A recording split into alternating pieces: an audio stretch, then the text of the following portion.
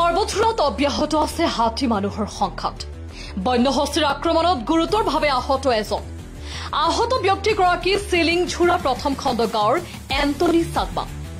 দেওখুংগৰৰ পৰা ফুটবল খেল উপভোগ কৰি দুজন ব্যক্তি ঘৰলৈ আহি থাকোঁতে ৰাস্তাত বন্যহস্তীৰ জাকৰ লগত মুখামুখি সংঘৰ্ষ হোৱাত বন্যহস্তীয়ে টোকেশ মাৰাক নামৰ লগত থকা ব্যক্তিগৰাকীক লাট মাৰি পেলাই দিয়াত দৌৰি পলায়ন কৰে যদিও এণ্টনি চাকমা নামৰ ব্যক্তিগৰাকীক বুকুত পিঠিত গছকি গুৰুতৰভাৱে আহত কৰে। পৰিয়ালৰ লোকে মুমূৰ্ষু অৱস্থাত উদ্ধাৰ কৰে যদিও বাট পথৰ দুৰৱস্থাৰ বাবে চিকিৎসালয়লৈ লৈ যাবলৈ সক্ষম হোৱা নাই। অসম চৰকাৰ আৰু বি টি আৰ পৰিষদে চৰকাৰৰ বন্যহস্তীৰ উপদ্ৰৱৰ পৰা সুৰক্ষা দিয়াৰ বাবে কাটৰ আহ্বান জনাইছে স্থানীয় ৰাইজে। আমাৰ ওচৰত স্থানীয় ৰাইজ তথা প্ৰত্যক্ষদৰ্শীৰ কিছু মন্তব্য আছে, শুনাই ল'ব বিচাৰিছো। নিউজ ডেস্ক ৰিপৰ্ট, প্ৰতিবাদ লাইভ। শংকৰত ফুটবল খেল হৈছিল, তাতো দেখিবলৈ গৈছে সিহঁতে। সন্ধিয়া সময়ত আহি আছিল, ৰাস্তাতে হঠাৎ বনৰীয়া জন্তু হাতীয়ে তাক আক্ৰমণ কৰিছে। দুইজন আছিল, টোকেশ মাৰাক ই আছে, এইটো এণ্টনি মাৰাক। এই চিলিংজোৰা গাঁৱৰে মানুহ, স্থানীয় লোক।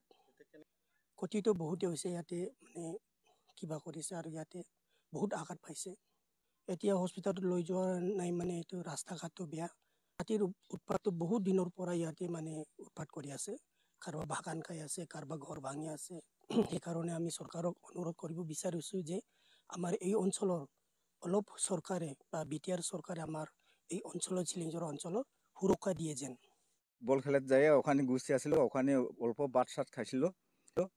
আসে তার আমরা দুইজনে আসছে, আস্তে আস্তে আস্তে একদম লাগার ফাইলো।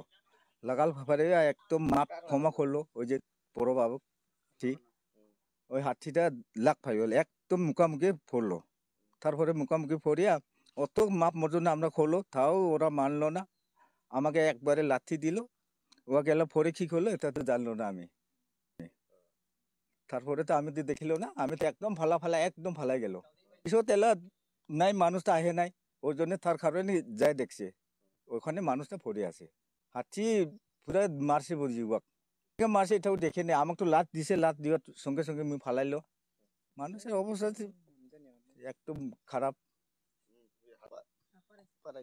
ফারাইছে একদম ফারাইছে, লোয়া যায় নাই।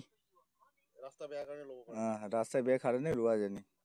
গাড়ি সারি আসিবার পায় না।